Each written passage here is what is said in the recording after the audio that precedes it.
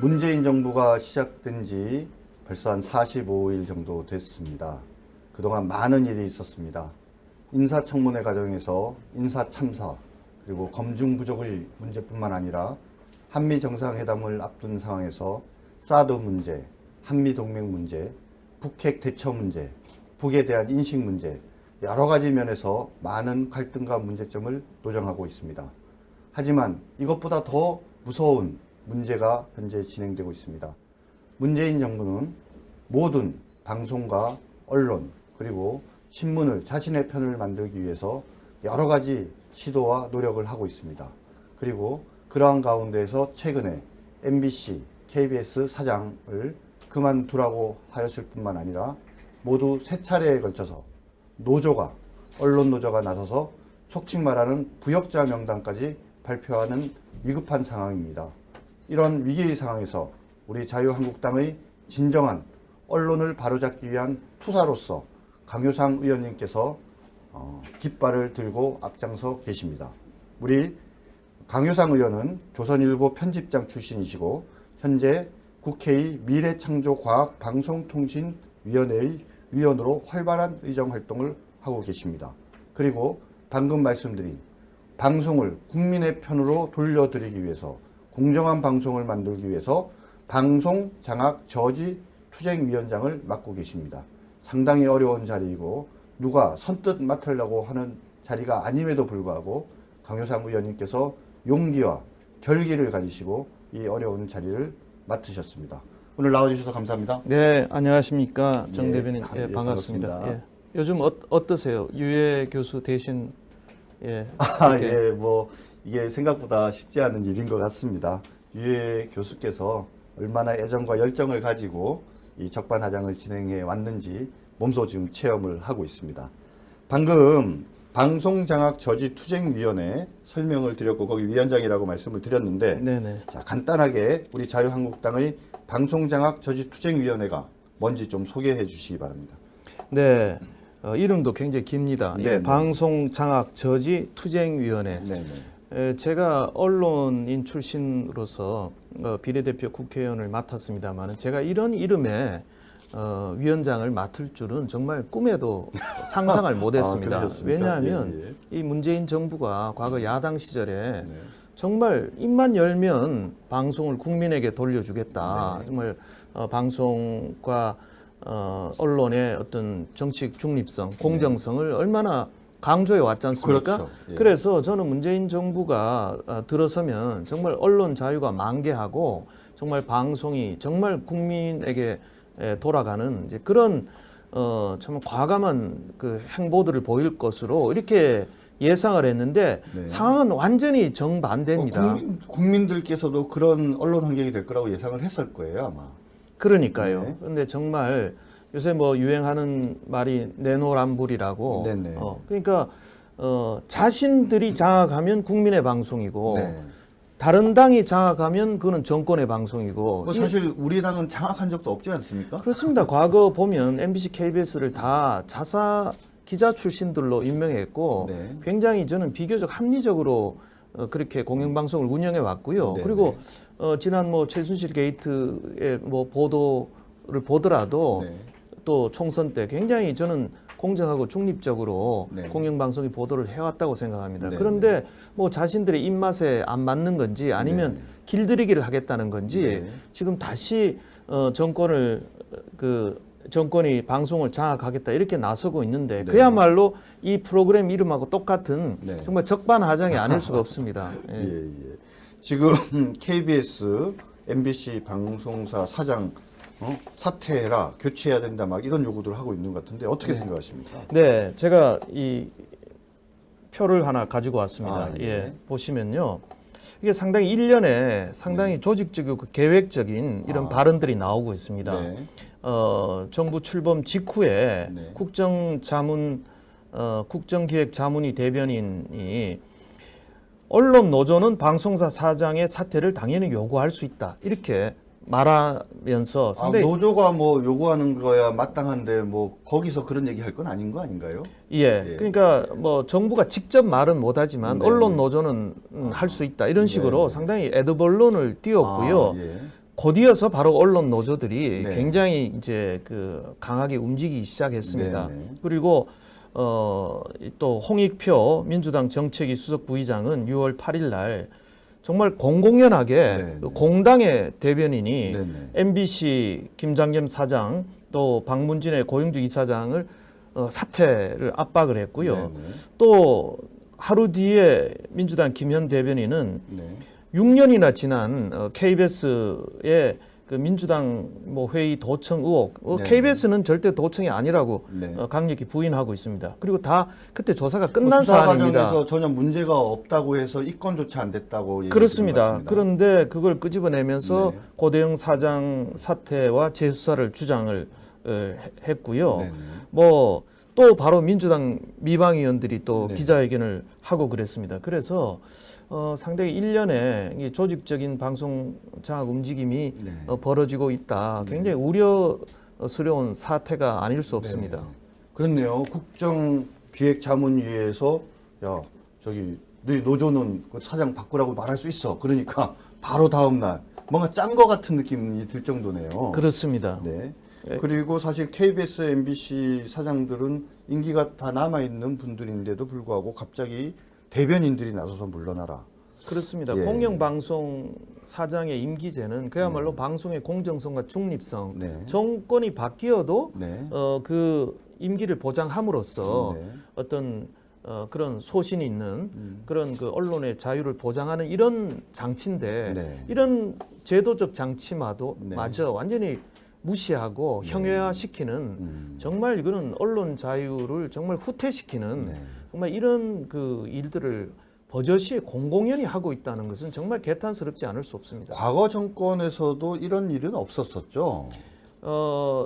과거에 사실 이제 역대 정부의 과거에는 이제 그 뭐 50 때 사실 뭐 땡뉴스도 있었지 않습니까? 예전에, 예. 예. 그러나 그 뒤에 그러면 김대중 노무현 때 보면 예를 들면 뭐 한겨레 논설위원을 KBS 사장에 임명시킨다든지 네, 네.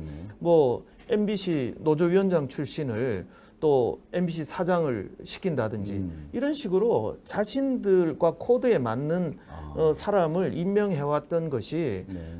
이건 뭐 여야 보수 진보 정권을 떠나서 이렇게 해왔습니다. 그래서 그런 그 교훈을 되살려서 지난 MB 정부 박근혜 정부 때는 그래도 상당히 합리적인 방향으로 이게 네, 개선이 돼 오고 있던 겁니다. 예. 그런데 이걸 또 자신들이 정권을 되찾았다고 해서 마구 이렇게 또 언론 방송에 대해서 칼을 휘두르겠다 이런 거죠. 네. 그러니까 DJ 정부나 또는 노무현 정부에서는 한겨레 신문 사장, 그러니까 방송을 전혀 모르는 사람을 KBS 사장으로 앉히고 노조위원장 출신을 또 MBC 사장으로 앉히는 등 자신의 입맛에 맞는 코드 인사를 했지만 이명박, 박근혜 정부에서는 그래도 해당 기자 출신들이 사장이 되도록 나름대로 합리적이고 공정한 인사를 해서 어느 정도 언론의 공정성을 좀 보장해주는 방향으로 운영을 해왔는데 이게 다시 이제 정권이 바뀌니까 과거로 돌아가려고 하는데 지금 우리가 여당 시절에 임명하는 분들이 계시니까 이제 눈에 가시 같으니까는 빨리 물러나라 그러는 거네요. 예, 그렇습니다. 그리고 네. 또 하나 그 중대한 사태가 방송통신위원회를 지금 정부가 네네. 완전히 하려고 했다는 겁니다. 예, 이것은 예. 완전히 그건 무슨 룰을 말씀이시죠? 그 완전히 룰을 깬 건데요. 네네. 지난 그 정부에서 황교안 그 대통령 권한 대행이 네. 정부 위원 몫으로 네. 김용수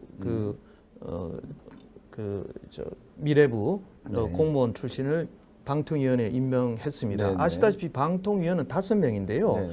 위원장이 한 분이 계시고 위원이 4분 계신데 관행적으로 여당 3사람 네. 그리고 야당 2사람 이렇게 관행적으로 해왔습니다. 그렇죠. 그래서 저희 한국당에서는 저희가 이제 야당이 됐지 않습니까? 네. 그러니까 지난 정부에서 정부 몫으로 임명된 그 김용수 위원이 있으니까 네, 그리고 네. 저희 한국당에서 추천한 김석진 위원이 있으니까 네. 저희 야당 몫은 두 명이다. 그래서 네. 저희가 지난번에 그 원내 그 지도부 간에 한 명을 국민의당에 네, 네. 이렇게 양보하는 그런 그 양보도 있었답니다. 예, 예. 그래서 그랬는데 그 정부 몫으로 임명된 김용수 위원을 미래부 차관으로 임명을 해버리고 방통위원을 빼낸 거네요. 그렇습니다. 예. 정말 임명된 지 얼마 한두 달밖에 안 된 사람을 빼가지고 임명시키고 그 공석을 만든 다음에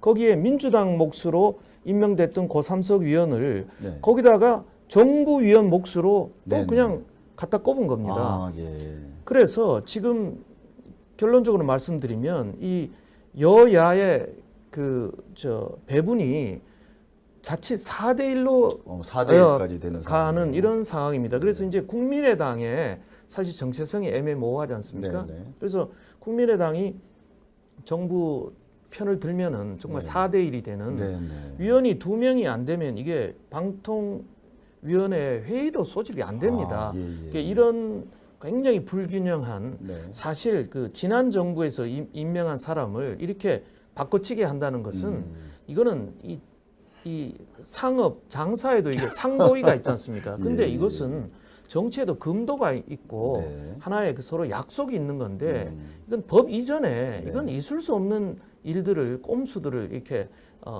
자행을 하고 있는 겁니다. 그러니까 지금 우리 강 의원님 말씀을 간단하게 설명을 드리면 방송통신위원회가 5명으로 구성됩니다. 위원장 포함해서 4명인데 그것이 원칙적으로 얘기하자면 이제 여당이 3명, 야당이 2명 이렇게 구성이 돼서 여당의 의견이 반영되되 야당의 의견을 존중하는 쪽으로 운영되게 법에 규정이 되어 있는데 현재는 이제 정권이 바뀐 과도기 상황이니까 정권 초기에는 비록 문재인 정부가 정권을 잡았지만 현재는 과거 여당이었던 우리 측에서 임명한 사람이 3사람이 있기 때문에 우리 쪽 사람이 많은 거죠. 위원장 포함해서.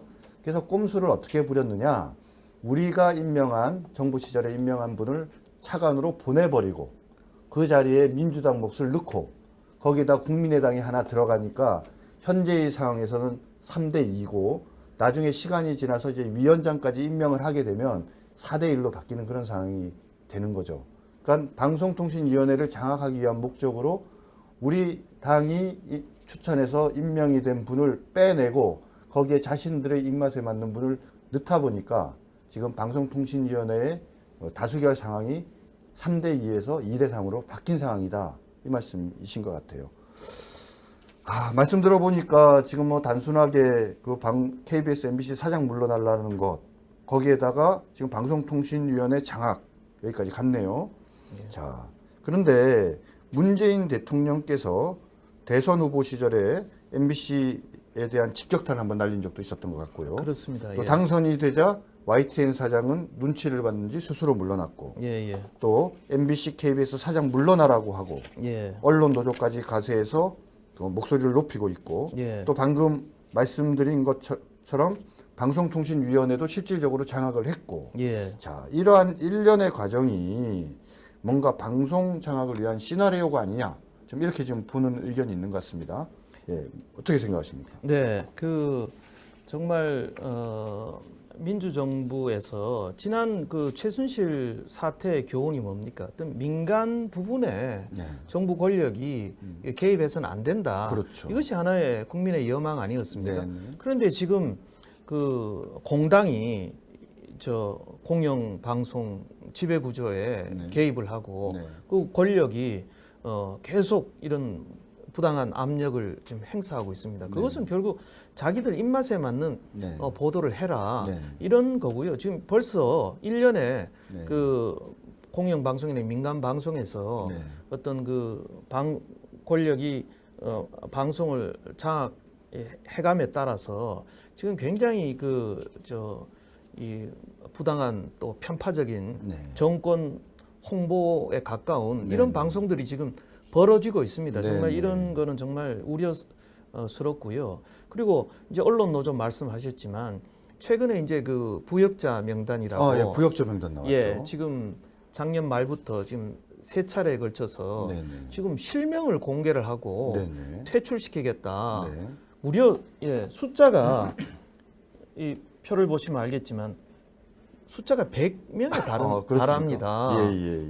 무슨 이분들이 죽을 죄를 지었다고 부역자라는 말을 지어가지고 부역자라는 말은 국가 반역에 동조하거나 가담했던 네. 정말 참 무시무시한 용어인데요. 네, 네. 그런 용어를 써가면서까지 지금 그러니까 이명박 박근혜 정부 때 네. 이게 어떤 고위 간부를 지낸 사람들을 네, 네. 들을 싸잡아서 네. 지금 부역자라고 지금 주장을 했습니다. 정말 네. 이런 것은 정말 그 반헌법적인 행태인데요.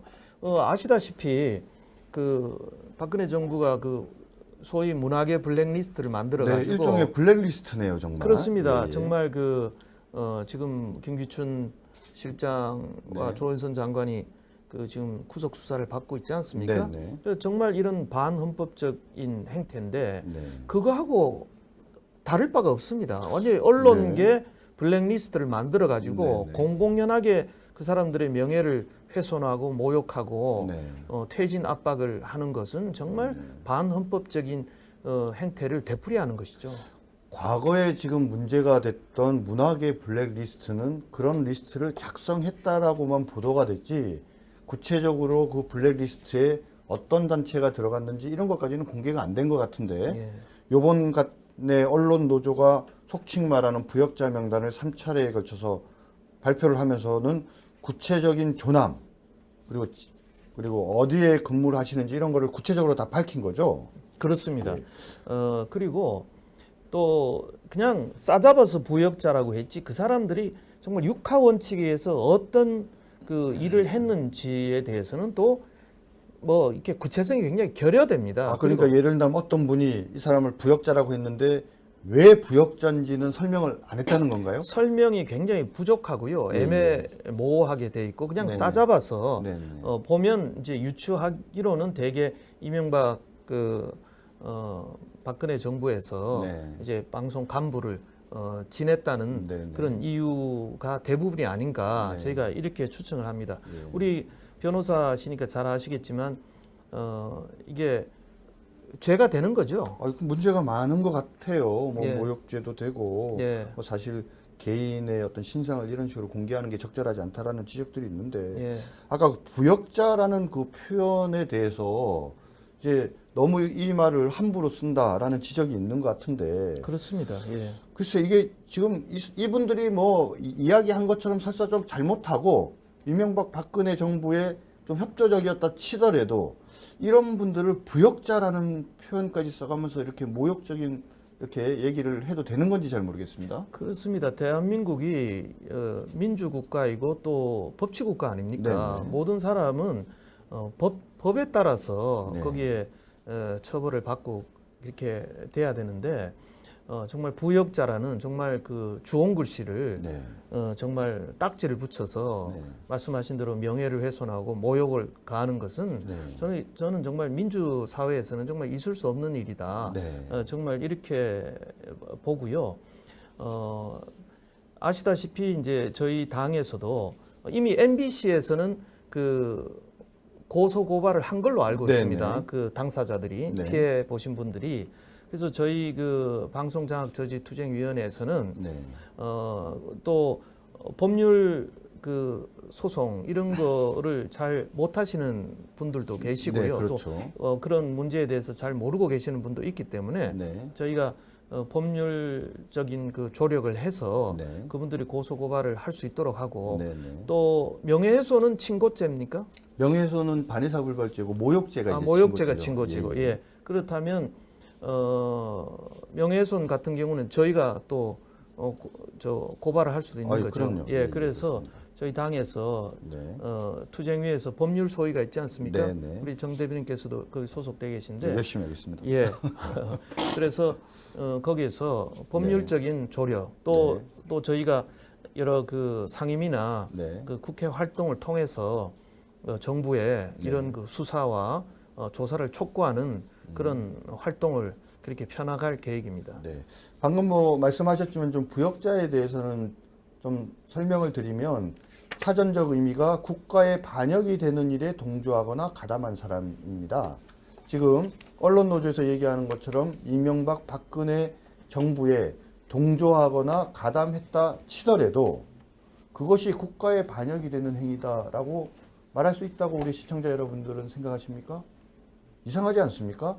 이 부역자라는 말은요, 일제시대 때 일본에 동조한 사람, 그런 사람은 일제시대 부역자 맞고요.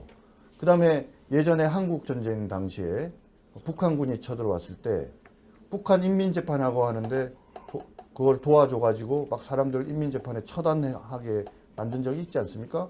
그런 거 도와준 사람을 인민군 부역자 이렇게 얘기할 수 있는 것 같아요.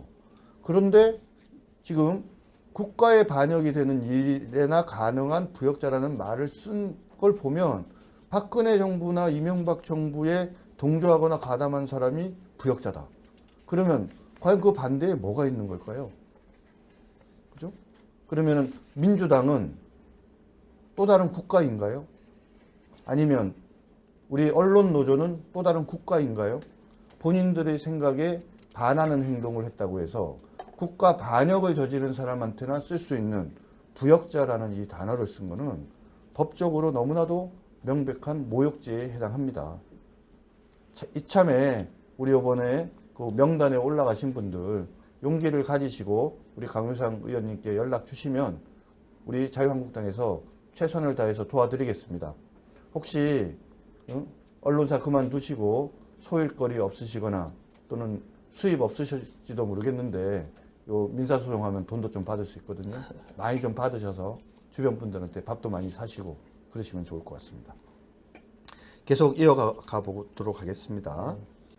뭐 법적 대응이나 이런 문제까지도 얘기를 했는데요. 이어서 언론사들의 편향된 방송에 대해서 또 얘기를 나눠보도록 하겠습니다. 아마 이 편향된 방송이 나오는 이유가 방금 말씀하신 언론 장악 시도와 뭐 연결이 된 문제로 보이는데요.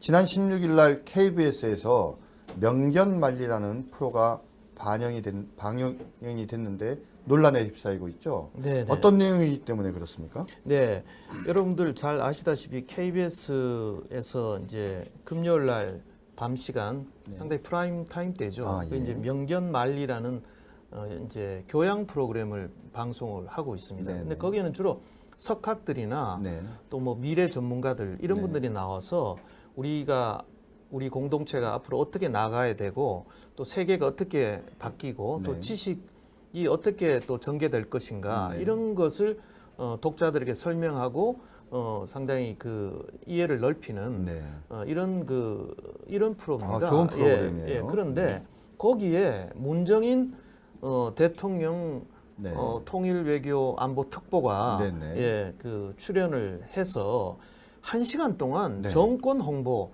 지금 대북 정책을 정말 왜곡 편향되게 일방적으로 홍보하는 그런 일이 있었습니다. 정말 그걸 보면서 정말 이 문재인 정부 들어와서 공영방송들이 점점 이게 나라의 국익이나 나라의 장래와는 상관없이 이게 정권 홍보 도구로 이게 변질되고 있는 것 아니냐 이런 정말 걱정과 우려를 금할 수가 없습니다.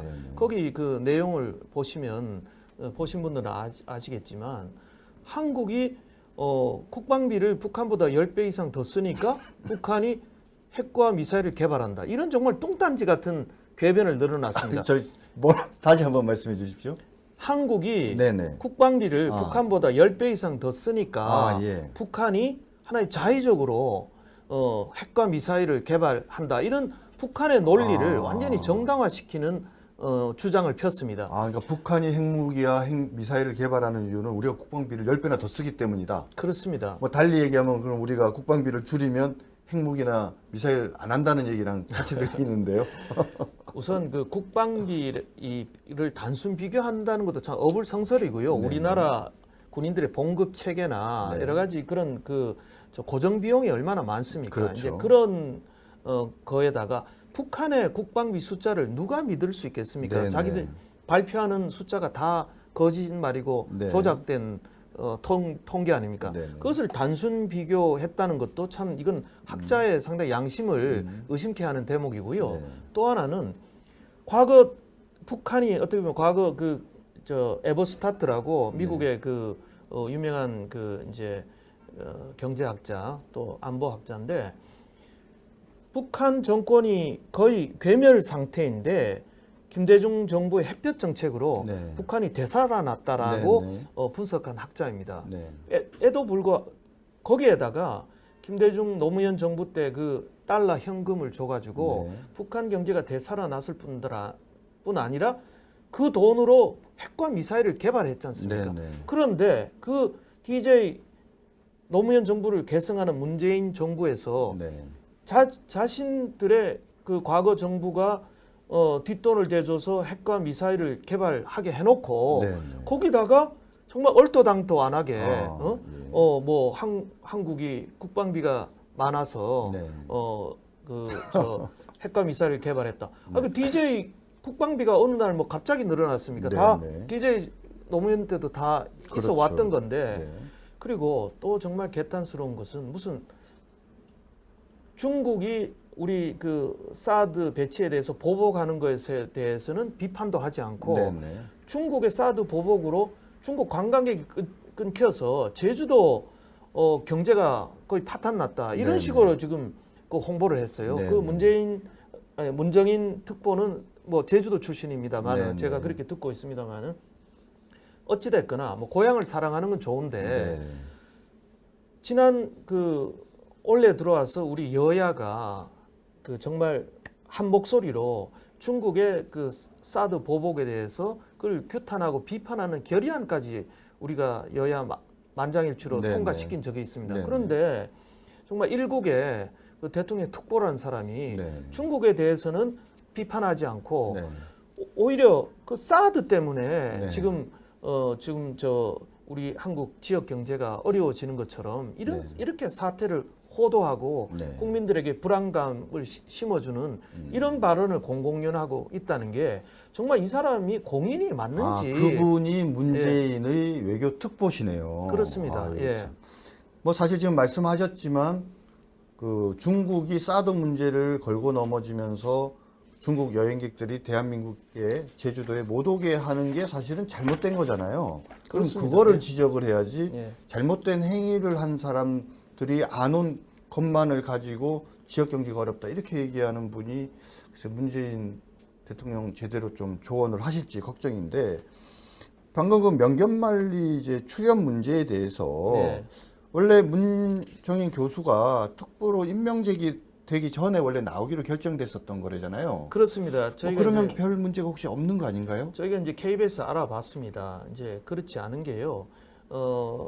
이제 학자로서 이제 출연이 섭외가 됐다 하더라도 대통령 특보가 됐기 때문에 네. KBS에서 당연히 네네. 거절을 했어야 이게 아. 방송의 공정성과 중립성을 지키는 네. 그게 원칙이고 정도죠. 네네. 그런데 KBS 설명에 따르면 문정인 특보가 계속 하겠다라고 아. 주장을 했다는 거예요. KBS는 그냥 안 하는 게 어떻겠습니까 이렇게 말씀을 그렇습니다. 얘기를 드리는데요. 했는데 문정인 특보가 계속 고집을 해서 했다는 네, 건데 네. 그 고집을 했다는 건 어떻게 보면 방송에 대한 압력일 수 있습니다. 그 사람이 그렇죠. 사인이 아니지 않습니까? 대통령 특보로서 내가 계속 KBS가 반대했음에도 불구하고 계속 하겠다는 것은 네. 어떻게 보면 압력을 행사한 겁니다. 예, 예. 지금 제가 편을 하나 더 예, 가져왔습니다. 예. 이게 이제 그 명견 말리의 그 방송인데요. 이거 보면 북한 국방 예산이 우리나라의 10분의 1이다.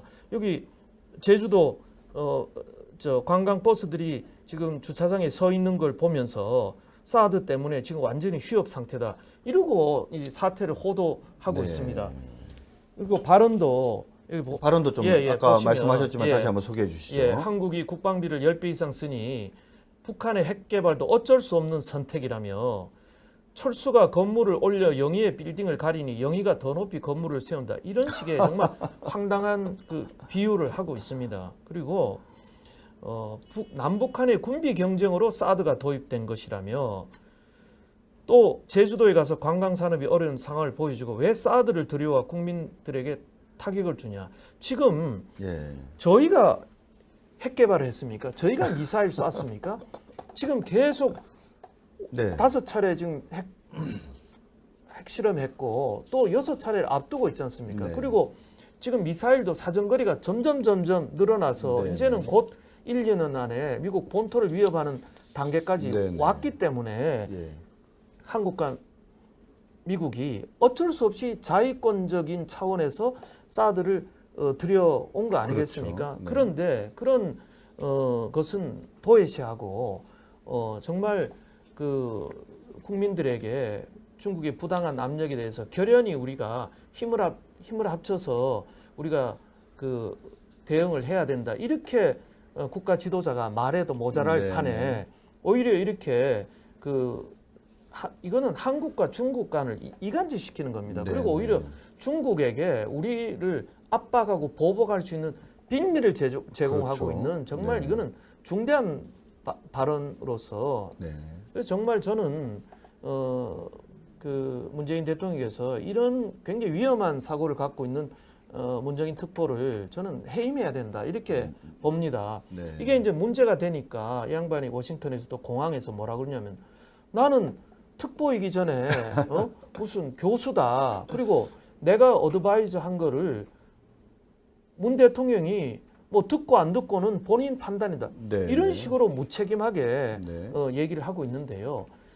제가 그래서 알아봤습니다. 그 미국 세미나에서 예, 자연스럽게 지금 예. 문정인 특보가 미국에서 한 발언으로 이제 연결돼서 얘기가 진행되고 있는데, 자, 미국에서 예. 그 뭐라고 도대체 이야기를 했는지, 뭐가 문제인지 한번 좀 설명해 주시죠. 예, 미국에서 이게 학자로서 발언한 게 아닙니다. 그때 본인은 학자로서 발언했다고 그렇게 말씀하셨지 않습니까? 이게 호도하고 거짓말하는 거죠. 아, 예. 왜 그렇죠? 한번 우드로 설명해 주시죠. 윌슨 센터에서 저희가 그때 문특보를 미국에서 어떻게 소개했냐면은 네. 대통령의 통일 안보 특별 보좌관이다.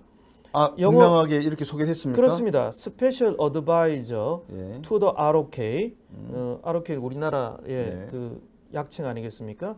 President for Unification and National Security Affairs. 이렇게 아. 분명히 이렇게 소개를 했고요. 그다음에 학자로서 세미나에 참석했다는 것이 사실과 다르고 특보로서 세미나에 참석을 한 거네요. 미국 사람들은 다 그렇게 알고 있습니다. 네, 네, 그러니까 네. 그 사람이 특보이기 때문에 초청하고 거기에 발언할 기회를 준 거지. 아. 개인 어떻게 그냥 단순한 교수였으면 네. 그런 기회를 저는 주지도 않았을 뿐더러요. 잠깐만 정리 한번 넘고 예. 넘어가죠. 자, 우드로 윌슨 센터에서 그 세미나에 발언을 할 때 예. 문정인 특보가 내가 연세대 교수다, 내가 원로 교수다 이렇게 해서 신청을 했다면 안 됐을 거다.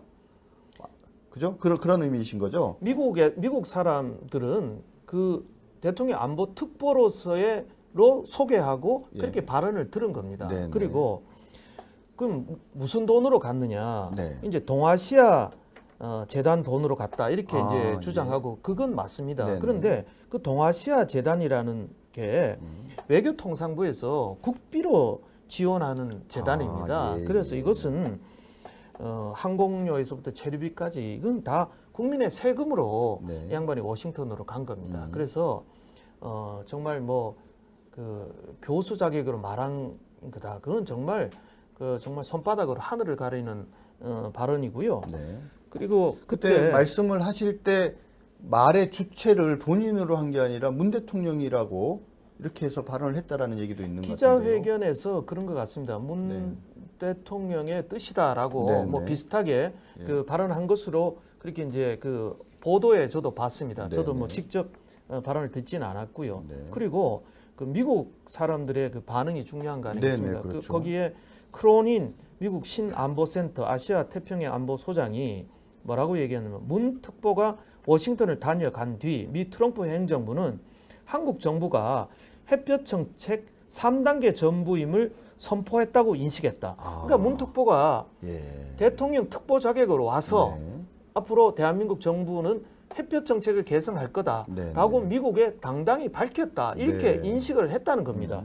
그리고 문 특보가 윌슨 센터 기조연설 전 비공개 세미나에서 네. 주미 한국 대사 네. 관계자, 아. 우리 외교관이죠. 예, 공무원을 예, 예. 배석시켜서 본인 발언을 제대로 적고 있냐며 네. 일일이 지휘를 했다고 밝혔습니다. 그러니까 미국 사람 얘기가 특보 자격으로 왔으니 그렇게 한 게 아니겠느냐. 그렇죠. 예. 일개 학자면 왜 그렇습니다. 그 공무원이 주한미군 와서 대사관 관계자가 예, 있습니까? 왜 그런 걸 했겠습니까? 네. 왜 서포트를 했겠습니까? 그러면서 참 워싱턴 사람들이 바보가 아니다. 이렇게 참 얘기했습니다. 이건 정말 비웃음을 사는 일인데요. 왜 이렇게까지 하는지 저는 정말 이해가 안 갑니다. 미국 사람들은 바보가 아닌데 이거를 이렇게까지 해놓고 학자적 견해라고 국내에 와서는 얘기를 하는 걸 보면 우리 국민들을 바보라고 생각하는 게 아닌가 싶습니다. 자, 그런데 또 문제는 문특보의 발언이 논란이 되니까 문재인 대통령이 선긋기에 나섰지 않습니까? 네네. 여기에 대해서는 어떻게 생각하십니까? 네, 뭐 경고라는 표현은 안 썼지만 이게 뭐 정부 정책하고 다른 얘기다 네. 이렇게 뭐 엄중히 얘기했다 이렇게 네. 이제 얘기하면서 이제 뭐 이렇게 봉합을 서둘러 이제 봉합을 한 것 같습니다만은 정말 그 정부 정책과 다른 얘기를 특보가 하고 다니면 네. 그건 뭐 해임을 해야죠. 네, 네. 예, 해임을 해야 되는데 해임도 하지 않고 버젓이 지금 보고 있습니다. 버젓이 두고 있고 그래서 저는 그리고 강경화 외교부 장관도 네, 네. 제가 알기로는 문정인 특보가 추천한 것으로 저는 그렇습니까? 그렇게 알고 예, 있습니다. 예. 이제 반기문 총장과 같이 일을 해서 네, 제가 이제 네. 반기문 총장이 추천했는가 제가 확인을 해봤는데 반기문 총장 측에서는 그런 그 추천 사실 대통령이 지명한 사실을 모르고 있었습니다. 사전에. 이유 여사가 추천했다라는 설도 있던데요. 뭐 그까지는 예, 제가 모르겠습니다. 그리고 이 과거에 이 보면 그 비서진들이 청와대 비서 특보들이 이렇게 그 정말 국정을 장악하고 네. 좌지우지하는 사태가 참 우려됩니다. 야, 예. 그래서 그 과거 중국의 후한 때 보면 황제 연제를 네. 정말 그 민심에서 멀어지게 하는 그 십상시 우두머리가 있습니다. 장량이라고. 네. 장량. 예. 네. 예, 정말 비유할 수 있는 네. 전 이런 걱정을 하고 있습니다. 과거에 문정인 특보가 과거 그 DJ 노무현 정부 때도 상당히 그 외교 안보 쪽에 핵심 역할을 했는데 네, 그런데 네. 그때 상당히 이제 공식적인 직함을 받을 뻔했는데 네. 뭐 횡단도 개발 의혹 네. 뭐 사건 이런 게 터져서 네. 그 꿈이 좌절됐고요. 네, 네. 그리고 그 명견 만리에서도 그 미국에 가 있는 아들들이 뭐 한국 뭐 전쟁 난다는데 아빠 괜찮아? 이런 식으로 그 전화했다는 것을 그 공공연하게 밝힌다는 게 예, 예. 저는 정말 참 어처구니 없는 자기 아들들은 다 미국 보내서 그 전쟁에 그 걱정을 네. 덜게 하고 네. 그러면 우리 저 한반도에 이 북한의 정말 그런 핵 미사일 위협에 지금 네. 노출돼 있는 우리 국민들은 도대체 뭡니까 도대체? 네. 그 말씀을 들어보면 문특보가 이번 문재인 정부에서 대통령에게 영향을 미치는 것일 뿐만 아니라 과거에 참여정부 당시에도 외교안보 분야의 핵심 요직을 직접 맡진 않았지만 나름대로 중요한 역할을 했고 그런데 다만 횡단도 개발 개입 의혹이라든지 아들 국정 문제 이래서 개인적으로 문제가 돼서 인사청문회에서 크게 이슈가 될 것 같으니까 공식적인 자리를 주진 않았지만 상당한 영향을 미쳐왔던 분이다.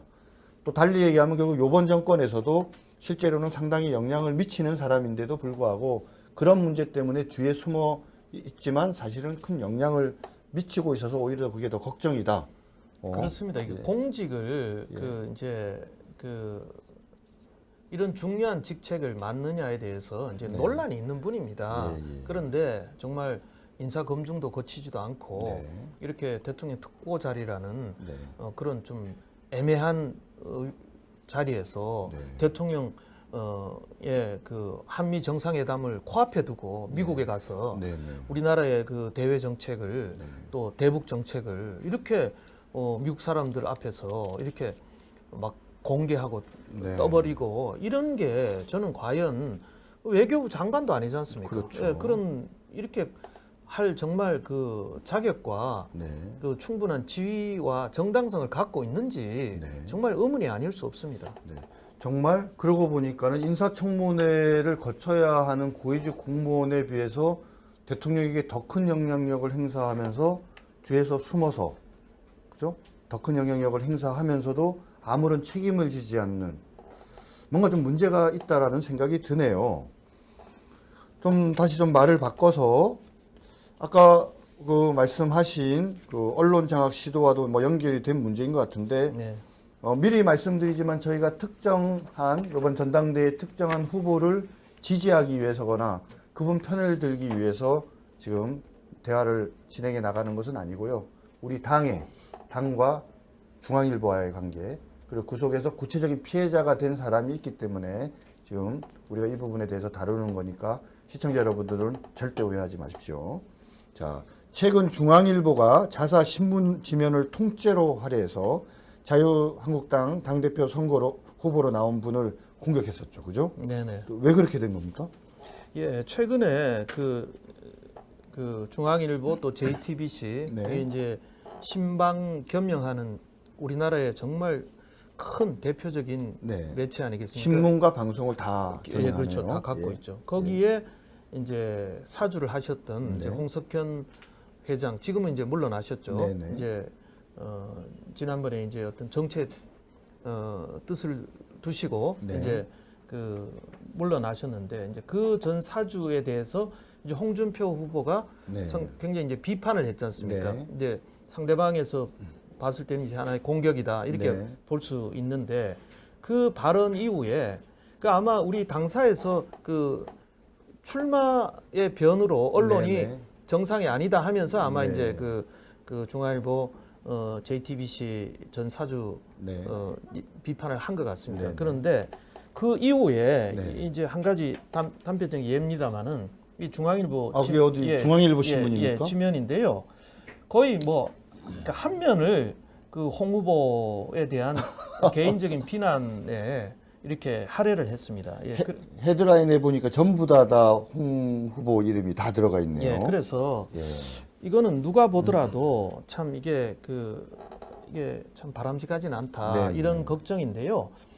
그 홍 후보가 이제 홍석현 뭐 같은 홍 씨네요. 아, 그렇네요. 예, 그 비판하는 것에 대해서는 물론 논란이 있습니다. 네, 찬성하는 분도 있고 반대하는 분도 네, 있습니다. 그렇죠. 그러나 그분의 어떤 그 언론사 또 사주 때 또 그리고 물러난 이후에 네. 그 하는 그런 행태에 대해서는 또 물러나셨기 때문에는 이제는 거의 정치인이기 때문에 네. 굉장히 그 냉혹한 그 비판을 직면할 수밖에 없습니다. 그렇죠. 저도 언론인으로 있다가 정치인으로 변신하니까 정말 온갖 정말 참 그 터무니없고 네. 과장된 비난에 시달린 적도 있는데 네, 네. 그것은 어떻게 보면 정치인으로서의 감내해야 될 네, 네. 공인으로서 감내할 부분도 있습니다. 네, 네. 예, 그런데 거기에 대한 찬반은 있습니다만은 어찌됐거나 거기에 대해서 자사의 방송 또 신문 매체를 통해서 네, 네. 일방적인 며칠 동안 이렇게 공격을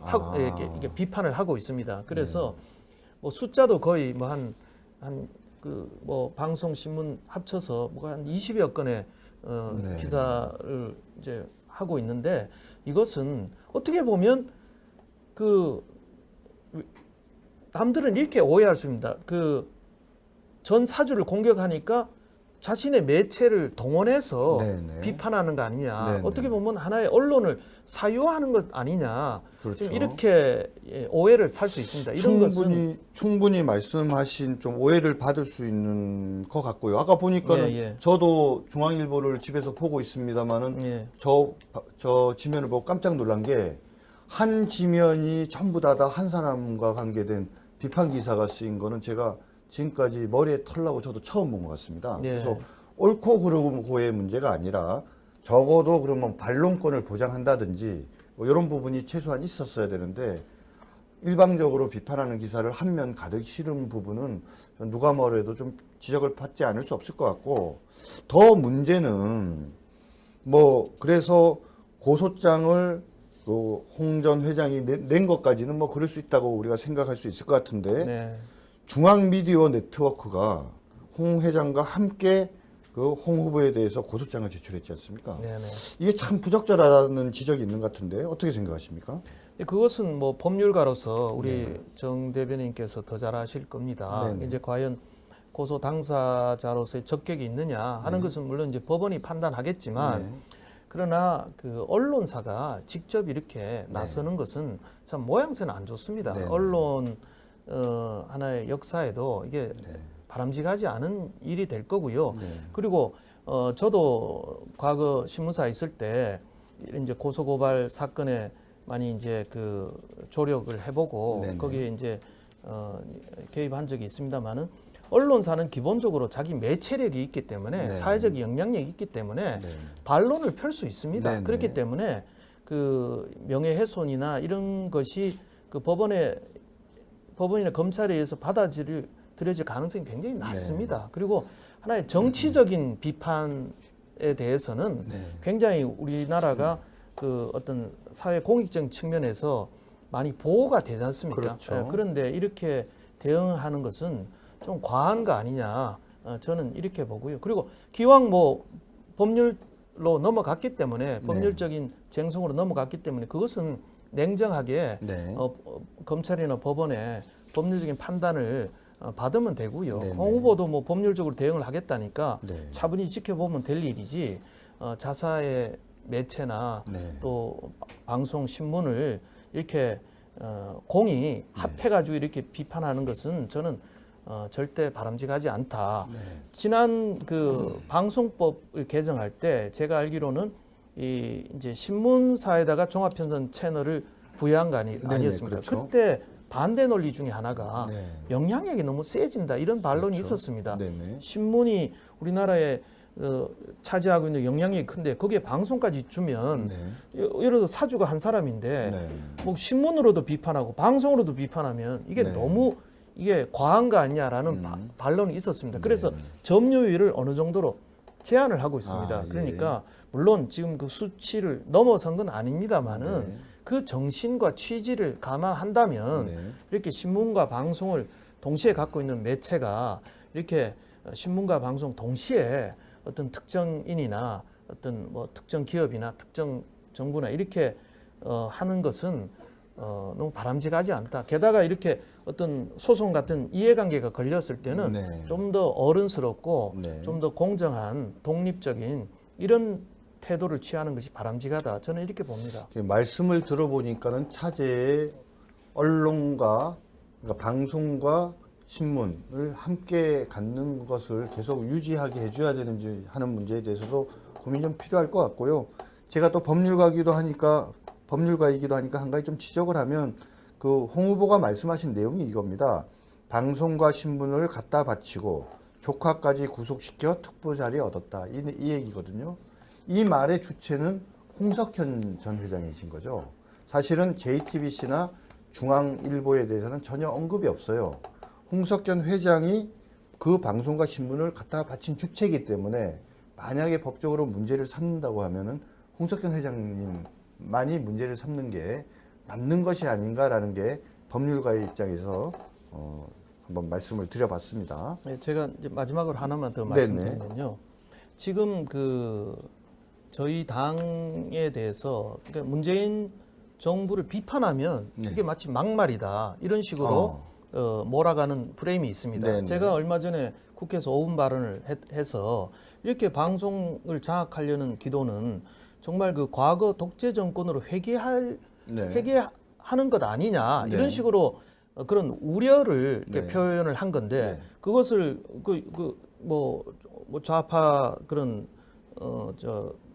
네티즌들이겠죠. 그 동영상을 만들어 가지고 제목을 뭐 충격, 막말, 뭐 강효상 의원 뭐 이런 식으로 해놨습니다. 근데 정말 그 참 이 좌파들의 이런 그 이게 편향적인 왜곡이 자신들을 입장을 대변하면 사이다 발언이고 반대하거나 비판하면 막말이다 이런 프레임을 지금 만들어 놨습니다. 그리고 지금 뭐 이제 뭐 홍준표 후보의 이제 거친 말에 대해서 이제 뭐 논란이 있습니다만은 이것을 이게 막말 프레임이 지난 대선 말기에 그 문용식입니까? 그 문재인 캠프의 그 이제 그 가짜 뉴스 대책 단장이 맞습니다. 지금 부산 경남이 이게 지금 뭐 폐륜 집단으로 뭐 가고 있다 이런 발언을 했지 않습니까? 그렇죠. 이제 그것을 공격하니까 거꾸로 저기 뭐 뭐 장인 영감택이 예, 예. 발언을 해서 이제 이게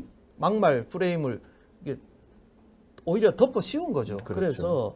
그래서 그런 막말 프레임으로 지금 계속 우리 공당의 후보를 계속 비난하고 있는데 정말 우리 정말 이런 막말 프레임을 씌우면 문재인 정부에 대해서 제대로 죄송합니다. 문재인 정부에 대해서 제대로 비판도 못하고 입에 재갈을 물리는 겁니다. 그러니까 그렇네요. 좀 표현이 거치더라도 전곡을 찌르고 좀 정확하게 얘기한 것은 그것은 막말이 아니고 정확한 좀 말인데 좀 용기 있는 말일 수 있죠. 그런데 그렇죠. 그걸 가지고 자꾸 막말 프레임을 우리가 동조해서는 네. 저쪽 의도에 오히려 넘어가는 거다라는 말씀을 제가 드리고 싶습니다. 그러고 보니까 문재인 정부의 외교안보 특보들이 둘 다 참 세상을 시끄럽게 하는 것 같습니다. 아까 앞서 살펴본 바와 같이 문정인 특보는 미국에 가서 세상을 들썩들썩거리는 말을 하고 왔고요.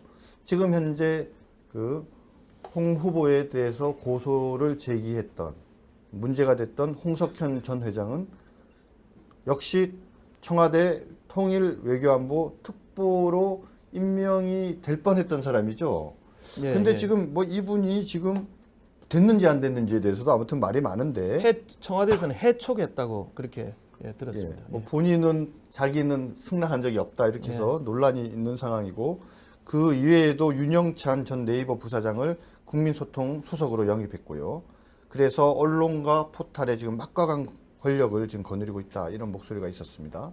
자, 문재인 대통령께서 이렇게 언론을 그렇지 않아도 대부분 장악하고 있는데 더 이 장악력을 강화하려고 하는 이 속내가 뭐라고 생각하십니까? 그 과거에 이제 DJ 정부 때 네. 메이저 언론사들을 세무조사를 해서 그 사주들을 대거 구속시킨 사례가 있습니다. 제가 그때 중앙지검 특수부 검사하면서 제가 동아일보랑 이렇게 그랬습니까? 조사했던 것 같습니다. 네, 예. 예. 그런데 그때 제가 알기로는 그 메이저 보수 언론들이 김대중 정부의 그 대북 정책, 햇빛 네. 정책, 또 그 남북 정상회담에 대해서 상당히 비판적이었습니다. 네, 네. 그래서 언론 길들이기 차원에서 네. 저는 그 보복적인 세무 조사를 했다 이렇게 네. 저는 보고 있고요. 네, 저는 열심히 일만 했습니다. 예. 그런데 정말 칼이 많지 않습니까? 정권은 네, 뭐 세무조사도 있고 뭐 네. 뒷조사도 있고 네. 또 뭐 방송에 관한 권한도 있고 제허가 권한도 있고 음. 근데 그런 권한을 이용해서 그 언론을 길들이게 하고 네. 이런 것은 여야 보수 진보 정권을 떠나서 안 좋은 겁니다. 그렇죠. 예, 그것이 뭐 보수 정권이었다 하더라도 그건 비판을 해야 되는 거고요. 네. 이제 자꾸 이 권력자들은 그런 유혹에 빠집니다. 네. 자꾸 뭐 우리 정 대변도 그렇지만 자기를 비판하는 글이나 또 언론은 싫지 않습니까? 네. 예, 이제 뭐 이렇게 같이 동조해주고 홍보해주기를 바라지. 네. 자꾸 이렇게 쓴소리하는 그런 언론은 다들 싫어합니다. 네. 이 권력자들이. 그렇죠. 예. 그래서 고금 동서를 막론하고요. 오직 예. 했으면 뭐 그런 것 때문에 과거 미국 대통령 한 분이 나는 뭐 정말 언론은 정부는 내가 택하지 않겠다 네네. 이런 말씀까지 하셨. 네. 거꾸로 보면 그만큼 언론이 정부나 정권에 굉장히 눈에 가시 같은 역할을 해온 거죠. 네. 근데 그것이 쓴소리를 하는 것이 언론의 역할입니다. 그래야 정권이 제대로 네. 올바른 길을 가고 실패하지 않는 거거든요. 네. 그러니까 그런 누구든지 권력자들은 네. 언론에 대해서 언론의 쓴소리에 대해서 귀를 열고 네. 이렇게 겸허하게 수용하는 것이 네. 본인들에게도 좋고 네. 또 나라에도 좋고 네. 이렇게 다 좋은 것이다. 네. 이렇게 말씀을 드립니다. 예. 아까 강효상 의원님 스스로가 내가 이런 투쟁위원회 위원장을 맡을지 모른다고 말씀하셨지만 평소에 우리 위원장님의 인품을 아는 분들 역시 이 투쟁위원장을 맡고 나서 깜짝 놀랐습니다. 그만큼 이 위원장을 맡은데 나름대로 사명감과 소회도 남다르실 걸로 보고 또 뭔가 반드시 이 투쟁위원회를 통해서 하시고자 하는 일이 있으신 것 같습니다. 마지막 질문으로 자, 이 방송장악저지투쟁위원회 위원장으로서 향후에 우리 대한민국의 방송의 공정성, 언론의 공정성을 유지하기 위해서 그리고 언론의 방송 장악, 언론 장악에 대응하기 위해서 어떤 각오로 무슨 일을 하고 싶으신지 간단하게 한번 말씀해 주시기 바랍니다. 네, 당에서 사실 그 방송장악저지투쟁위원회를 설립한 것은 우리 정우택 네. 당대표 권한입니다. 네. 그런 일련의 그런 언론의 자유, 방송의 그런 공정성, 중립성을 해치는 네. 그런 정부 여당 쪽의 발언이 있어 왔기 때문에 우리 정우택 대표가 정말 용기 있게 이런 조직을 만들었고요. 네. 저도 당의 부름을 받아서 네. 부탁을 받아서 제가 하게 됐습니다. 제가 연락이 왔을 때 이것은 내가 언론인으로서의 하나의 숙명이고 사명이다. 네. 내가 국회의원으로서 활동을 하는데 또 공직 활동을 하는데 방송과 언론의 자유가 후퇴돼서는 안 되겠다라는 네. 그런 목표와 사명감 때문에 한 것이지 네. 제가 이런 역할이 뭐가 좋아서 네. 했겠습니까? 정말 그런데 뜻밖에도 약 20여 분의 네. 원내외에 상당히 그 의원님들과 당협위원장들이 호응을 해주셨습니다. 그래서 정말 저희가 열심히 하고 있고요. 네. 정말 방송이 정말 중립성 또 언론의 자유가 만개되는 또 정권에 휘둘리지 않고 국민의 방송 또 국민의 언론이 자리 잡을 수 있도록 열심히 하겠습니다. 네. 오늘 강효상 의원님 모시고 자유한국당 방송장악저지투쟁위원회가 만들어지게 된 이유가 무엇인지 현재 현 정권의 방송장악을 위한 어떤 일들이 진행되고 있는지 그리고 앞으로 어떻게 대응해 나가실지에 대해서 이야기를 들어봤습니다. 대한민국에 방송장악저지투쟁위원회라는 것이 없는 그런 세상이 되기를 우리 강효상 의원님이나 저나 그리고 자유한국당에 있는 모든 분들이 바라고 있습니다. 그래서 저는 우리 시청자 여러분들께서 강효상 의원님께서 언제 이 방송장악투쟁저지위원회 위원장을 그만두시는지 잘 봐주시기 바랍니다. 이 위원장직을 빨리 그만두면 빨리 그만둘수록 대한민국의 방송, 언론이 보다 공정해지고 국민의 편에 서서 보다 공정한 보도를 하는 그런 세상이 됐다는 것을 보여줄 수 있기 때문입니다.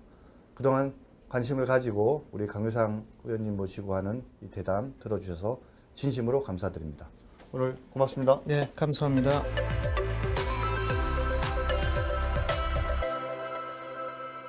국민의 여망 아니었습니까? 네. 그런데 지금 그 공당이 공영 방송 지배 구조에 네. 개입을 하고 네. 그 권력이 계속 이런 부당한 압력을 지금 행사하고 있습니다. 그것은 결국 자기들 입맛에 맞는 네. 보도를 해라 네. 이런 거고요. 지금 벌써 1년에 네. 그 공영 방송이나 민간 방송에서 네. 어떤 그 권력이 방송을 장악해감에 따라서 지금 굉장히 이 부당한 또 편파적인 네. 정권 홍보에 가까운 네. 이런 방송들이 지금 벌어지고 있습니다. 네. 정말 이런 거는 정말 우려스럽고요. 그리고 이제 언론 노조 말씀하셨지만 최근에 이제 그 부역자 명단이라고 예, 부역자 명단 나왔죠. 예, 지금 작년 말부터 지금 3차례에 걸쳐서 네네. 지금 실명을 공개를 하고 네네. 퇴출시키겠다. 네.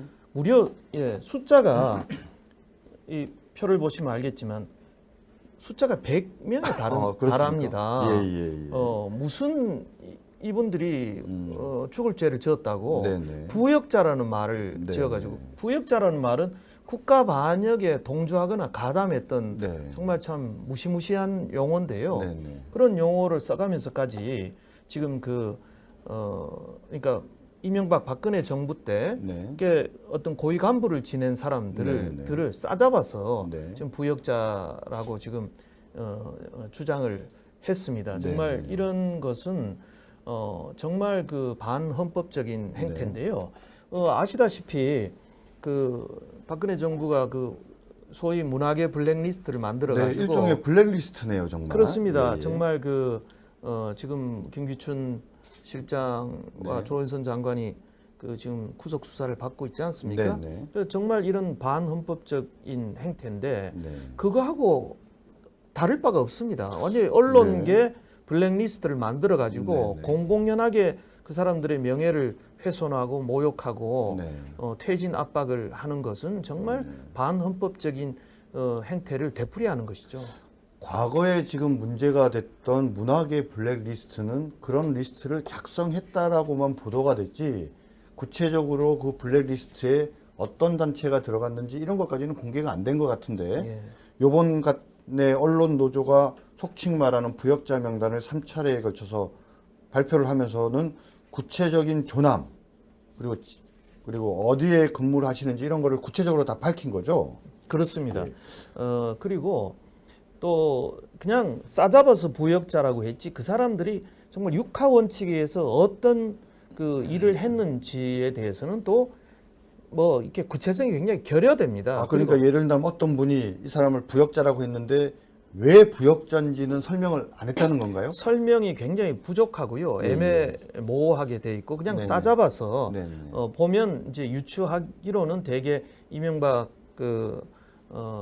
박근혜 정부에서 네. 이제 방송 간부를 지냈다는 네, 네. 그런 이유가 대부분이 아닌가 네. 저희가 이렇게 추정을 합니다. 네. 우리 변호사시니까 잘 아시겠지만 이게 죄가 되는 거죠. 그 문제가 많은 것 같아요. 뭐 예. 모욕죄도 되고 예. 뭐 사실 개인의 어떤 신상을 이런 식으로 공개하는 게 적절하지 않다라는 지적들이 있는데 예. 아까 그 부역자라는 그 표현에 대해서 이제 너무 이 말을 함부로 쓴다라는 지적이 있는 것 같은데 그렇습니다. 예. 글쎄 이게 지금 이분들이 뭐 이야기한 것처럼 설사 좀 잘못하고 이명박 박근혜 정부에 좀 협조적이었다 치더라도 이런 분들을 부역자라는 표현까지 써가면서 이렇게 모욕적인 이렇게 얘기를 해도 되는 건지 잘 모르겠습니다. 그렇습니다. 대한민국이 민주국가이고 또 법치국가 아닙니까? 네네. 모든 사람은 법에 따라서 네. 거기에 처벌을 받고 이렇게 돼야 되는데 정말 부역자라는 정말 그 주홍 글씨를 네. 정말 딱지를 붙여서 네. 말씀하신 대로 명예를 훼손하고 모욕을 가하는 것은 네. 저는 정말 민주 사회에서는 정말 있을 수 없는 일이. 문재인 정부가 시작된 지 벌써 한 45일 정도 됐습니다. 그동안 많은 일이 있었습니다. 인사청문회 과정에서 인사 참사 그리고 검증 부족의 문제뿐만 아니라 한미 정상회담을 앞둔 상황에서 사드 문제, 한미 동맹 문제, 북핵 대처 문제, 북에 대한 인식 문제 여러 가지 면에서 많은 갈등과 문제점을 노정하고 있습니다. 하지만 이것보다 더 무서운 문제가 현재 진행되고 있습니다. 문재인 정부는 모든 방송과 언론 그리고 신문을 자신의 편을 만들기 위해서 여러 가지 시도와 노력을 하고 있습니다. 그리고 그러한 가운데에서 최근에 MBC, KBS 사장을 그만두라고 하였을 뿐만 아니라 모두 3차례에 걸쳐서 언론 노조가 나서서 속칭 말하는 부역자 명단까지 발표하는 위급한 상황입니다. 이런 위기의 상황에서 우리 자유한국당의 진정한 언론을 바로잡기 위한 투사로서 강효상 의원님께서 깃발을 들고 앞장서 계십니다. 우리 강효상 의원은 조선일보 편집장 출신이시고 현재 국회의 미래창조과학방송통신위원회의 위원으로 활발한 의정 활동을 하고 계십니다. 그리고 방금 말씀드린 방송을 국민의 편으로 돌려드리기 위해서 공정한 방송을 만들기 위해서 방송장악저지투쟁위원장을 맡고 계십니다. 상당히 어려운 자리이고 누가 선뜻 맡으려고 하는 자리가 아님에도 불구하고 강효상 의원님께서 용기와 결기를 가지시고 이 어려운 자리를 맡으셨습니다. 오늘 나와주셔서 감사합니다. 네, 안녕하십니까. 정 예, 대변인. 아, 예, 예, 반갑습니다. 반갑습니다. 예. 요즘 어떠세요? 유해 교수 대신 예. 예, 뭐 이게 생각보다 쉽지 않은 일인 것 같습니다. 유해 교수께서 얼마나 애정과 열정을 가지고 이 적반하장을 진행해 왔는지 몸소 지금 체험을 하고 있습니다. 방금 방송장악저지투쟁위원회 설명을 드렸고 거기 위원장이라고 말씀을 드렸는데 네네. 자, 간단하게 우리 자유한국당의 방송장악저지투쟁위원회가 뭔지 좀 소개해 주시기 바랍니다. 네. 이름도 굉장히 깁니다. 네, 예, 네. 방송장악저지투쟁위원회. 네네. 제가 언론인 출신으로서 비례대표 국회의원을 맡았습니다만 제가 이런 이름의 위원장을 맡을 줄은 정말 꿈에도 상상을 못했습니다. 그러셨습니까? 왜냐하면 예, 예. 이 문재인 정부가 과거 야당 시절에 네. 정말 입만 열면 방송을 국민에게 돌려주겠다. 네. 정말 방송과 언론의 어떤 정치적 중립성, 공정성을 얼마나 강조해 왔지 않습니까? 그렇죠. 예. 그래서 저는 문재인 정부가 들어서면 정말 언론 자유가 만개하고 정말 방송이 정말 국민에게 돌아가는 이제 그런 참 과감한 그 행보들을 보일 것으로 이렇게 예상을 했는데 네. 상황은 완전히 정반대입니다. 국민들께서도 그런 언론 환경이 될 거라고 예상을 했을 거예요, 아마. 그러니까요. 네. 근데 정말 요새 뭐 유행하는 말이 내노란불이라고. 네네. 그러니까 자신들이 장악하면 국민의 방송이고 네. 다른 당이 장악하면 그거는 정권의 방송이고. 뭐 사실 우리 당은 장악한 적도 없지 않습니까? 그렇습니다. 과거 보면 MBC, KBS를 다 자사 기자 출신들로 임명했고 네. 굉장히 저는 비교적 합리적으로 그렇게 공영방송을 운영해 왔고요. 네, 그리고 지난 뭐 최순실 게이트의 뭐 보도를 보더라도 네. 또 총선 때 굉장히 저는 공정하고 중립적으로 네. 공영방송이 보도를 해왔다고 생각합니다. 네, 그런데 뭐 자신들의 입맛에 안 맞는 건지 아니면 네. 길들이기를 하겠다는 건지 네. 지금 다시 정권이 방송을 장악하겠다 이렇게 나서고 있는데 네. 그야말로 이 프로그램 이름하고 똑같은 네. 정말 적반하장이 아닐 수가 없습니다. 예. 예, 예. 지금 KBS, MBC 방송사 사장 사퇴해라, 교체해야 된다, 막 이런 요구들을 하고 있는 것 같은데 어떻게 생각하십니까? 네, 제가 이 표를 하나 가지고 왔습니다. 아, 예. 예, 보시면요. 이게 상당히 1년에 상당히 네. 정말 이렇게 보고요. 아시다시피 이제 저희 당에서도 이미 MBC에서는 그 고소 고발을 한 걸로 알고 네네. 있습니다. 그 당사자들이 네. 피해 보신 분들이 그래서 저희 그 방송장악저지투쟁위원회에서는 네. 또 법률 그 소송 이런 거를 잘 못하시는 분들도 계시고요. 네, 그렇죠. 또 그런 문제에 대해서 잘 모르고 계시는 분도 있기 때문에 네. 저희가 법률적인 그 조력을 해서 네. 그분들이 고소 고발을 할 수 있도록 하고 네, 네. 또 명예훼손은 친고죄입니까? 명예훼손은 반의사불벌죄고 모욕죄가 이제 모욕죄가 친고죄죠. 친고죄고 예. 그렇다면 명예훼손 같은 경우는 저희가 또 고발을 할 수도 있는 아유, 거죠. 그럼요. 예, 예, 그래서 그렇습니다. 저희 당에서 네. 투쟁위에서 법률 소위가 있지 않습니까? 네, 네. 우리 정 대변인께서도 거기 소속돼 계신데 네, 열심히 하겠습니다. 예.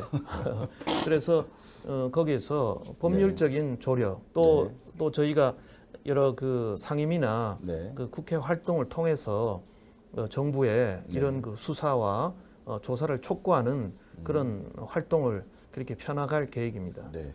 방금 뭐 말씀하셨지만 좀 부역자에 대해서는 좀 설명을 드리면 사전적 의미가 국가의 반역이 되는 일에 동조하거나 가담한 사람입니다. 지금 언론노조에서 얘기하는 것처럼 이명박 박근혜 정부에 동조하거나 가담했다 치더라도 그것이 국가의 반역이 되는 행위다라고 말할 수 있다고 우리 시청자 여러분들은 생각하십니까? 이상하지 않습니까? 이 부역자라는 말은요, 일제시대 때 일본에 동조한 사람, 그런 사람은 일제시대 부역자 맞고요. 그 다음에 예전에 한국전쟁 당시에 북한군이 쳐들어왔을 때 북한 인민재판하고 하는데 그걸 도와줘가지고 막 사람들 인민재판에 처단하게 만든 적이 있지 않습니까? 그런 거 도와준 사람을 인민군 부역자 이렇게 얘기할 수 있는 것 같아요. 그런데 지금 국가의 반역이 되는 일에나 가능한 부역자라는 말을 쓴 걸 보면 박근혜 정부나 이명박 정부에 동조하거나 가담한 사람이 부역자다. 그러면 과연 그 반대에 뭐가 있는 걸까요? 그죠? 그러면은 민주당은 또 다른 국가인가요? 아니면 우리 언론 노조는 또 다른 국가인가요? 본인들의 생각에 반하는 행동을 했다고 해서 국가 반역을 저지른 사람한테나 쓸 수 있는 부역자라는 이 단어를 쓴 거는 법적으로 너무나도 명백한 모욕죄에 해당합니다. 이참에 우리 이번에 그 명단에 올라가신 분들 용기를 가지시고 우리 강효상 의원님께 연락 주시면 우리 자유한국당에서 최선을 다해서 도와드리겠습니다. 혹시 언론사 그만두시고 소일거리 없으시거나 또는 수입 없으실지도 모르겠는데 요 민사소송하면 돈도 좀 받을 수 있거든요. 많이 좀 받으셔서 주변 분들한테 밥도 많이 사시고 그러시면 좋을 것 같습니다. 계속 이어가 보도록 하겠습니다. 뭐 법적 대응이나 이런 문제까지도 얘기를 했는데요. 이어서 언론사들의 편향된 방송에 대해서 또 얘기를 나눠보도록 하겠습니다. 아마 이 편향된 방송이 나오는 이유가 방금 말씀하신 언론 장악 시도와 뭐 연결이 된 문제로 보이는데요. 지난 16일 날 KBS에서 명견말리라는 프로가 방영이 됐는데 논란에 휩싸이고 있죠. 네, 네. 어떤 내용이기 때문에 그렇습니까? 네, 여러분들 잘 아시다시피 KBS에서 이제 금요일 날 밤 시간 상당히 프라임 타임 때죠. 아, 그 예. 이제 명견말리라는 이제 교양 프로그램을 방송을 하고 있습니다. 네, 근데 네. 거기에는 주로 석학들이나 네. 또 뭐 미래 전문가들 이런 네. 분들이 나와서 우리 공동체가 앞으로 어떻게 나가야 되고 또 세계가 어떻게 바뀌고 또 네. 지식이 어떻게 또 전개될 것인가 네. 이런 것을 독자들에게 설명하고 상당히 그 이해를 넓히는 네. 이런 프로입니다. 아, 좋은 프로그램이에요. 그런데 거기에 문정인 대통령 조직적이고 계획적인 이런 발언들이 나오고 있습니다. 네. 정부 출범 직후에 네. 국정기획자문위 대변인이 언론 노조는 방송사 사장의 사퇴를 당연히 요구할 수 있다. 이렇게 말하면서 상당히 노조가 뭐 요구하는 거야 마땅한데 뭐 거기서 그런 얘기 할 건 아닌 거 아닌가요? 예. 그러니까 뭐 정부가 직접 말은 못하지만 네. 언론 노조는 할 수 있다 이런 식으로 네. 상당히 애드벌론을 띄웠고요. 예. 곧이어서 바로 언론 노조들이 네. 굉장히 이제 그 강하게 움직이기 시작했습니다. 네, 네. 그리고 또 홍익표 민주당 정책위 수석 부의장은 6월 8일 날 정말 공공연하게 네, 그 네. 공당의 대변인이 네, 네. MBC 김장겸 사장 또 박문진의 고영주 이사장을 사퇴를 압박을 했고요. 네, 네. 또 하루 뒤에 민주당 김현 대변인은 네. 6년이나 지난 KBS의 그 민주당 뭐 회의 도청 의혹, 네. KBS는 절대 도청이 아니라고 네. 강력히 부인하고 있습니다. 그리고 다 그때 조사가 끝난 수사 사안입니다. 과정에서 전혀 문제가 없다고 해서 입건조차 안 됐다고 얘기 그렇습니다. 그런데 그걸 끄집어내면서 네. 고대영 사장 사퇴와 재수사를 주장을 했고요. 네, 네. 뭐 또 바로 민주당 미방위원들이 또 네. 기자회견을 하고 그랬습니다. 그래서 상당히 일련의 이 조직적인 방송 장악 움직임이 네. 벌어지고 있다. 네. 굉장히 우려스러운 사태가 아닐 수 없습니다. 네. 그렇네요. 국정기획자문위에서 야 저기 너희 노조는 그 사장 바꾸라고 말할 수 있어. 그러니까 바로 다음 날 뭔가 짠 거 같은 느낌이 들 정도네요. 그렇습니다. 네. 예. 그리고 사실 KBS, MBC 사장들은 임기가 다 남아 있는 분들인데도 불구하고 갑자기 대변인들이 나서서 물러나라. 그렇습니다. 예. 공영방송 사장의 임기제는 그야말로 방송의 공정성과 중립성, 네. 정권이 바뀌어도 네. 그 임기를 보장함으로써 네. 어떤 그런 소신이 있는 그런 그 언론의 자유를 보장하는 이런 장치인데 네. 이런 제도적 장치마저 네. 완전히 무시하고 형해화시키는 정말 이거는 언론 자유를 정말 후퇴시키는 네. 정말 이런 그 일들을 버젓이 공공연히 하고 있다는 것은 정말 개탄스럽지 않을 수 없습니다. 과거 정권에서도 이런 일은 없었었죠. 과거에 사실은 이제 역대 정부의 과거에는 이제 그 뭐 50 때 사실 뭐 땡뉴스도 있었지 않습니까? 예전에, 예. 예. 그러나 그 뒤에 그러면 김대중 노무현 때 보면 예를 들면 뭐 한겨레 논설위원을 KBS 사장에 임명시킨다든지 네네. 뭐 MBC 노조위원장 출신을 또 MBC 사장을 시킨다든지 이런 식으로 자신들과 코드에 맞는 사람을 임명해왔던 것이 네. 이건 뭐 여야 보수 진보 정권을 떠나서 이렇게 해왔습니다. 그래서 그런 그 교훈을 되살려서 지난 MB 정부 박근혜 정부 때는 그래도 상당히 합리적인 방향으로 이게 개선이 돼 오고 있던 겁니다. 예. 그런데 이걸 또 자신들이 정권을 되찾았다고 해서 마구 이렇게 또 언론 방송에 대해서 칼을 휘두르겠다 이런 거죠. 네.